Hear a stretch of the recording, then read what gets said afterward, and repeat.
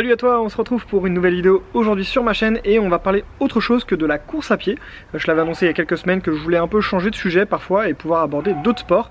Et ben aujourd'hui c'est une vidéo qui concerne un autre sport que la course à pied. Alors aujourd'hui on va parler vélo, on va pas aborder un sujet hyper complexe ou quoi que ce soit, on va juste parler de mon vélo qui est juste là.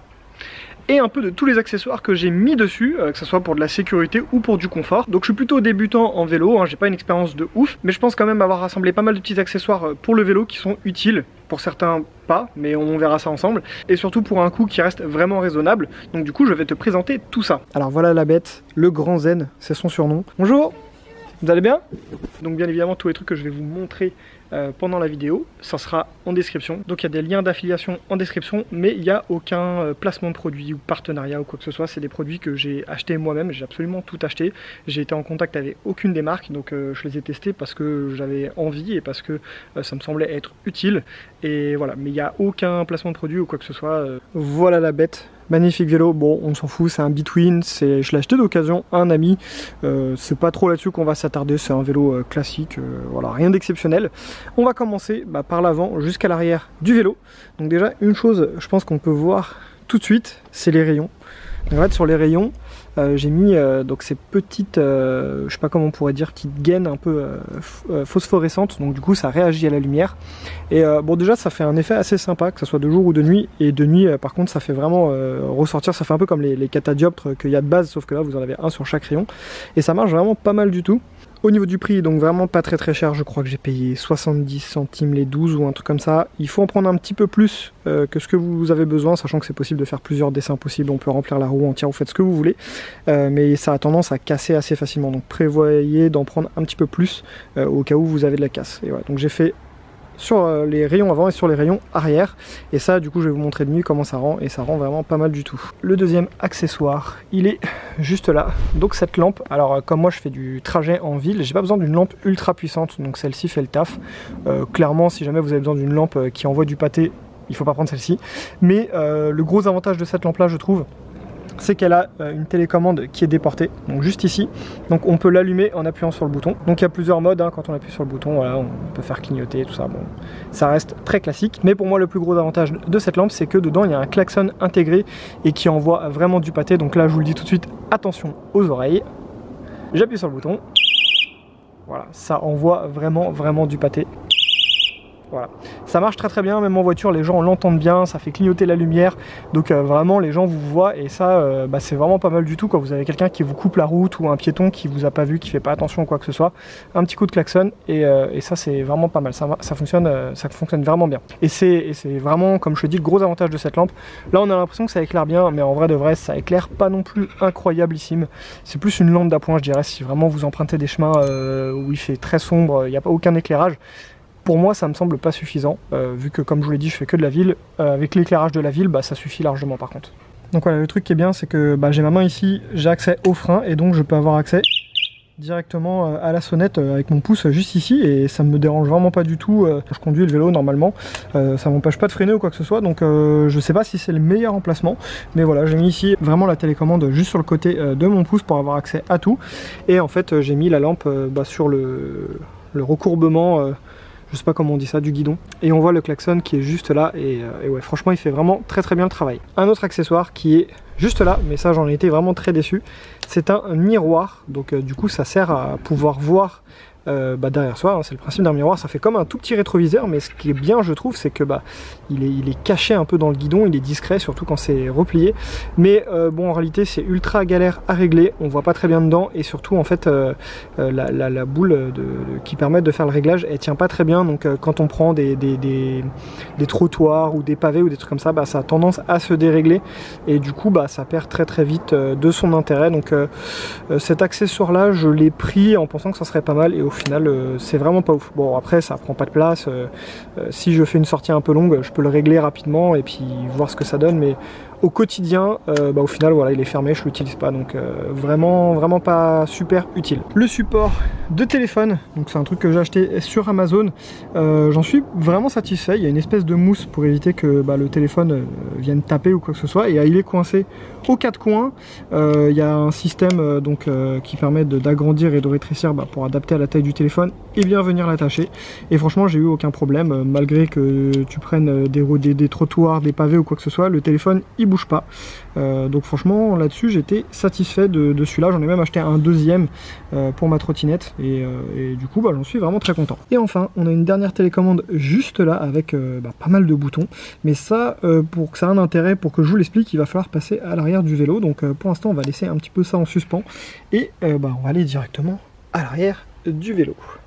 Alors sur le côté ici sur le cadre j'ai mis la lampe qui en fait était fournie avec la lampe avant, c'était un pack, c'était compris dedans et je trouve qu'elle envoie plutôt bien du pâté parce qu'elle clignote en blanc et rouge comme ça là et bon sur la vidéo on s'en rend peut-être pas compte mais en vrai elle éclaire vraiment pas mal du tout, donc je l'ai mis sur le côté, voilà c'est un petit éclairage supplémentaire. J'ai acheté ce petit garde-boue, c'était vraiment juste histoire de me protéger. En fait il est coincé sous la selle, donc il n'y a aucune attache, hein. C'est juste un truc plastique voilà, qu'on vient coincer sous la selle, sous l'armature de la selle. Et écoutez, ça fait le taf, hein. Je sais qu'à Decathlon, ils en vendent un à 3 € et quelques. Bon, je l'ai payé 70 centimes sur AliExpress, donc c'est clairement pas une qualité de ouf, mais ça fait le taf. Petite pochette avec différents accessoires dedans que je vais vous montrer. Pareil, acheté sur AliExpress, je sais plus, j'ai dû payer ça 2 € ou un truc comme ça. Je sais qu'ils vendent aussi à Decathlon, donc à voir la différence de prix, mais bon, sensiblement c'est la même qualité, hein.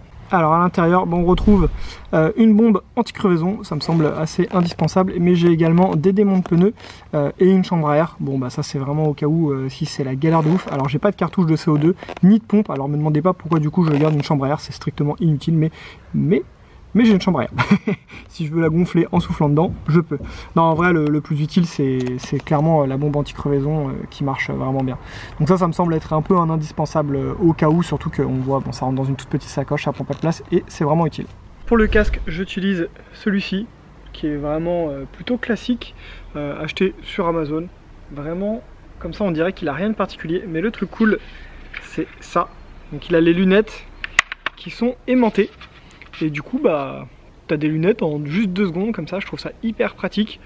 L'effet visuel est quand même pas mal, enfin je trouve qu'il est pas trop dégueulasse. Ce concept des lunettes aimantées, j'ai trouvé ça vraiment cool. Parce que ça permet voilà, de ne pas avoir à penser à prendre ses lunettes, elles sont toujours posées sur le casque. Et quand on a besoin, elles sont vraiment sous la main, elles se mettent vraiment en 2 secondes. Donc ce casque, je le trouve vraiment pas mal du tout. Alors un autre achat que j'ai fait pour cet hiver, c'est cette espèce de chapka, bon voilà, elle a un style de chapka quoi, donc c'est un peu particulier. Ce qui est cool, c'est qu'il y a un masque intégré, donc il y a carrément le petit élastique, donc tu peux vraiment l'utiliser en masque, mais sinon il se clip sur le côté ici, donc vraiment tu peux l'utiliser directement sur la chapka. Alors à clipser, voilà, quand on s'y prend bien, ça va, si on s'y prend mal, c'est chiant. Donc voilà, comme ça vient vraiment protéger la bouche. Et le détail, c'est les lunettes. Donc là, elles sont attachées. Mais hop, on peut les détacher. Et ça vient se mettre vraiment devant le visage. Et là, on se retrouve... alors si je prends le temps de les attacher... Tac. Là, on se retrouve vraiment avec le visage quasi 100% recouvert. Alors le seul problème, c'est un peu la buée, à l'arrêt en tout cas. En vélo, ça pose pas trop de soucis. Alors je vais peut-être le rouvrir parce que ça me fait une tête bizarre. Donc ouais, ça fait peut-être une tête un petit peu bizarre, mais franchement ça isole vraiment du froid pour un truc que j'ai dû payer 10 € je crois, si je dis pas de bêtises. Et franchement il protège vraiment bien du froid. Il faut par contre, si on veut que ça couvre vraiment le nez, il faut remonter un peu. Donc le bas du visage est vraiment à découvert, donc il faut mettre une écharpe ou un manteau qui monte assez haut, mais sinon ça recouvre quasi 100% du visage. Quand on avance, il n'y a pas ce problème de buée. À l'arrêt, la buée elle vient direct, ça c'est le seul problème entre guillemets, mais sinon j'ai trouvé ça vraiment cool pour cet hiver. J'y suis pas allé beaucoup de fois en vélo au trèfle, mais le peu de fois où j'y suis allé, j'étais vraiment content d'avoir cette chapka, et je trouve le style assez rigolo, que ça soit ouvert ou fermé. Voilà. Et enfin le dernier accessoire du vélo, le plus gros, parce qu'il est quand même assez gros, hein, mine de rien, ça fait un bel éclairage, mais qui est très cool, c'est ça. Donc la marque c'est Mylan, mais j'ai vu qu'il y avait plein d'autres marques qui le faisaient. Acheté sur AliExpress aussi, 25 € à peu près. Et donc c'est un feu arrière, on l'allume grâce à un petit bouton qui est sur le côté, juste là. Et voilà, en fait il fait clignotant, éclairage arrière, et il fait également des LED qui viennent se projeter au sol pour faire comme un espace de sécurité. Et voilà, je trouve qu'il est vraiment esthétiquement assez beau. Ça prend pas non plus trop de place, c'est pas non plus complètement énorme par rapport au vélo, mais bon c'est sûr que par rapport à un petit éclairage comme ça, c'est beaucoup plus gros. Et du coup ma télécommande qu'on a vue qui est juste là, et ben en fait elle sert à contrôler ça. Donc du coup on va pouvoir faire plusieurs choses. Donc on a les clignotants gauche-droite tout simplement. Le petit point d'exclamation, et ben ça sert tout simplement à changer l'éclairage rouge, donc pour le rendre clignotant ou ce genre de choses. Et laser, bah, c'est pour activer les lasers. Donc du coup on va venir activer un petit peu tout ça. On va mettre les lasers et un clignotant pour vous montrer un peu comment ça fait. Et voilà, je trouve que l'effet est vraiment sympa. Donc ça fait un peu comme sur les Audi ou les Mercedes avec le feu qui défile plus le clignotant rouge. Si je mets ma main, voilà, on voit le laser sur ma main là. Donc ça vient se projeter au sol. Bon là, comme il fait jour, on le voit pas, donc de jour, c'est pas utilisable. Hein. Mais de nuit, ça fonctionne très très bien et ça permet voilà, de dire aux voitures, en gros, si tu passes dans le laser là, c'est que tu es trop proche quoi. Donc voilà ce que ça donne. Le clignotant au bout d'un moment vient se désactiver tout seul. Voilà, ça il s'est désactivé. Ou sinon vous appuyez sur le bouton tout simplement. Hein. Si j'appuie sur le petit point d'exclamation, je peux avoir voilà, tout qui clignote un petit peu en mode sapin de Noël. Et si je reviens appuyer encore une fois, et ben là juste ça fait un petit éclairage qui défile tranquillement. Donc voilà, je trouve que les effets d'éclairage sont vraiment sympas, mais le plus intéressant c'est de voir ça de nuit.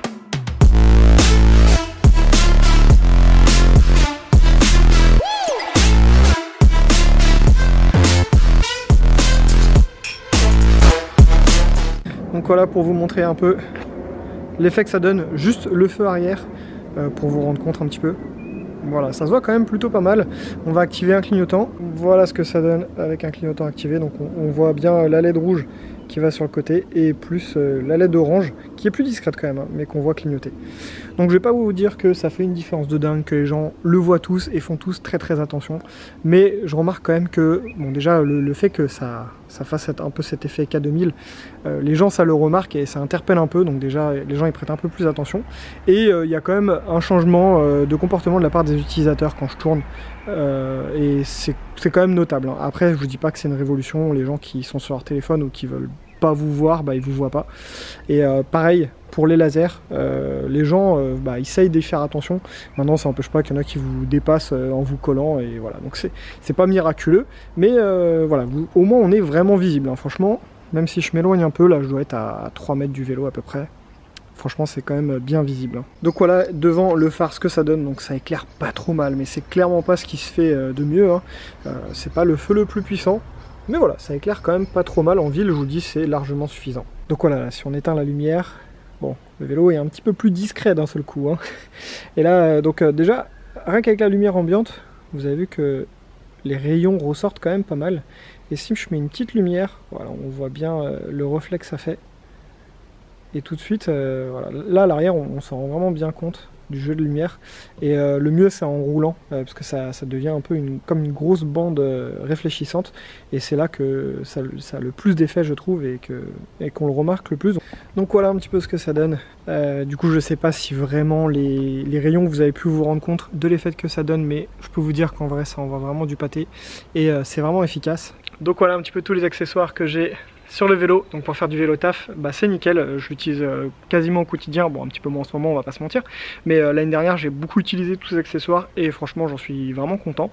Donc je sais pas si c'est ce qu'il y a de meilleur, si jamais t'en as d'autres à conseiller, n'hésite pas à les mettre en commentaire, hein. Le but de cette vidéo c'est de vous faire découvrir les accessoires que j'ai mis sur mon vélo, mais si vous en avez aussi, n'hésitez pas à me les partager. Personnellement je pense que j'ai atteint le maximum d'équipement, ça sert à rien d'en rajouter. Je pense avoir quasiment couvert un petit peu tout ce dont on pouvait avoir besoin pour se signaler et pour pouvoir être vu.